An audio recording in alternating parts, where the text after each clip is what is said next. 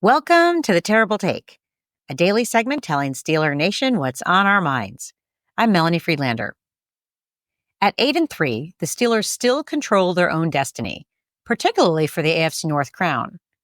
But as we head towards December, they enter the most difficult part of the season, with road games against Cincinnati and Baltimore and matchups against Kansas City and Philadelphia, both top-tier teams vying for the number one seed in their conferences.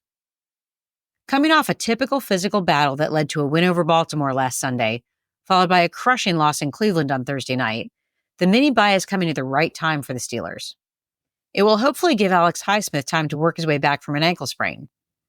For the coaching staff, it will provide some much-needed time to regroup. If there's an area that I hope Mike Tomlin and Arthur Smith are looking at, it's third and fourth down conversions. Watching the Steelers play, it can sometimes feel like things are much worse than they actually are. Looking at the real numbers, Pittsburgh isn't a total disaster, but they are 15th in the league on third down conversion success rate, averaging 39%.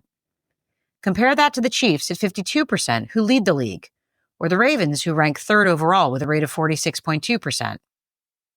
The first step is avoiding third and long downs, a situation we saw all too much in the loss to Cleveland.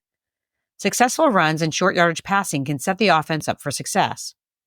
On third and short, the play calling has to be better, and so does the blocking by the offensive line. It's fine to add Justin Fields into the offense, but it has to be done in a way that makes sense, without creating confusion for the rest of the offense. Speaking of confusion, the coaches need to decide their plan more efficiently in-game. We saw several poorly executed plays in the past few games because the players didn't have time to understand their assignments and get set before the ball needed to be snapped. Just as bad, the team had to burn a timeout or two for the same reason.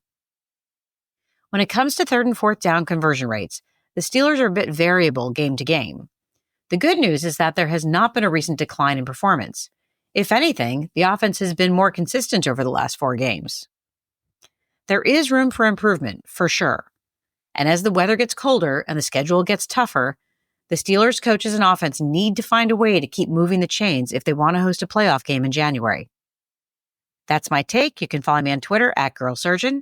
Check out The Terrible Take every day at 5 p.m. Eastern Time. Follow us on SteelersDepot.com and check out The Terrible Podcast with Dave Bryan and Alex Kozora every Monday, Wednesday, and Friday.